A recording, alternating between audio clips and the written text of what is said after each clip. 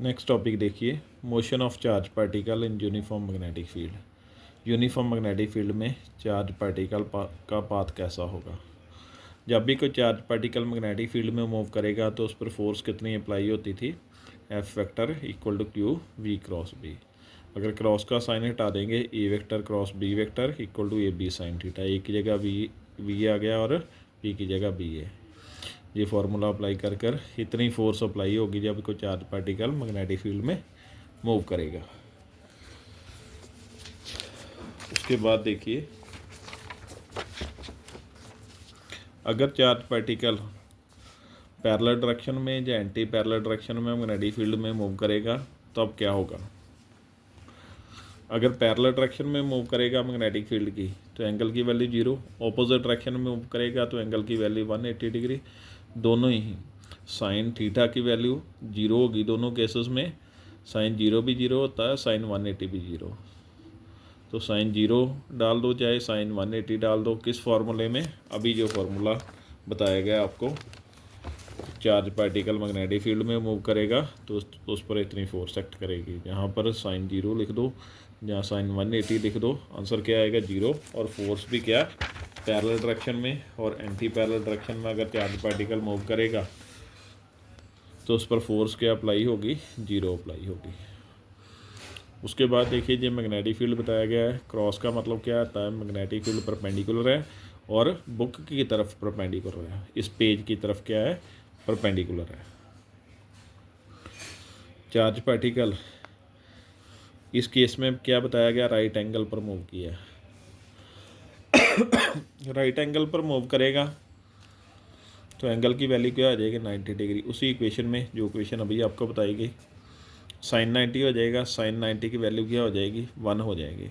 Sign 90 1 हो गया तो मैक्सिमम फोर्स जो है चार्ज पार्टिकल पर अप्लाई होगी।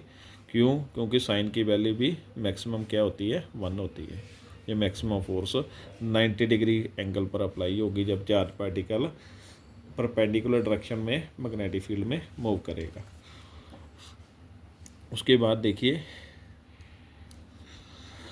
चार्ज पार्टिकल मैग्नेटिक फील्ड में जब मूव करेगा तो वो सर्कुलर पाथ में मूव करेगा, या हेलिकल पाथ भी बोल सकते हो। तो जब भी कोई चीज़ सर्कुलर पाथ में मूव करती है तो उसे किसकी ज़रूरत होती है, सेंट्रीपिटल फोर्स की। सेंट्रीपिटल फोर्स का फार्मूला क्या होता है, mv²/r। और सेंट्रीपिटल फोर्स कौन प्रोवाइड करेगा, मैग्नेटिक फोर्स। जो मैग्नेटिक फील्ड के कारण फोर्स अप्लाई होगी वो ये है। Fc क्या है, सेंट्रीपिटल फोर्स। Fm क्या है, मैग्नेटिक फोर्स, जहाँ मैग्नेटिक फील्ड के कारण जो फोर्स है वो बोल सकते हैं QVB। पुट कर दी दोनों की वैल्यू पुट कर दी। उसके बाद क्या, V के साथ V कैंसिल कर दोगे और क्रॉस मल्टीप्लाई कर R की वैल्यू कैलकुलेट कर दोगे। ये जो सर्कुलर पाथ में घूम रहा है उसका क्या आ जाएगा, रेडियस आ जाएगा। उसके बाद देखिए, टाइम पीरियड कैसे कैलकुलेट किया जाएगा। टाइम पीरियड एक चक्कर लगाने में जितना इसे टाइम लगेगा, वो क्या हो जाएगा, टाइम पीरियड। स्पीड का फॉर्मूला क्या होता है, डिस्टेंस अपॉन टाइम। और टाइम का फॉर्मूला क्या बन जाएगा, डिस्टेंस अपॉन स्पीड। और डिस्टेंस सर्कल के लिए क्या होगा, सर्कमफ्रेंस ऑफ सर्कल 2πr आ जाएगा अपॉन v। और r की वैल्यू जो अभी कैलकुलेट की वो आ जाएगी। r की वैल्यू कौन सी आएगी, ये आ जाएगी r की वैल्यू। ये पुट कर दी r की वैल्यू। उसके बाद देखो v के साथ v क्या हो गया, कैंसिल। ये टाइम पीरियड की वैल्यू जो है वो आ गई। उसके बाद फ्रीक्वेंसी कैलकुलेट करनी है। फ्रीक्वेंसी क्या आती है, number of rotation in 1 second. 1 second में चार्ज पार्टिकल इतनी रोटेशंस लगाएगा वो आ जाएगी। फ्रीक्वेंसी को न्यू के साथ नोट करते हैं। न्यू का फार्मूला क्या है, 1/t। टी की वैल्यू डालोगे तो रेसिप्रोकल हो जाएगी, क्यू भी ऊपर चला जाएगा, 2πm नीचे आ जाएगा। उसके बाद क्या कैलकुलेट करना, एंगुलर फ्रीक्वेंसी। +1 क्लास का फार्मूला ओमेगा का 2π न्यू की वैल्यू क्या है, ये है वैल्यू। ये पुट कर दोगे और ये एंगुलर फ्रीक्वेंसी जो है वो आ जाएगी।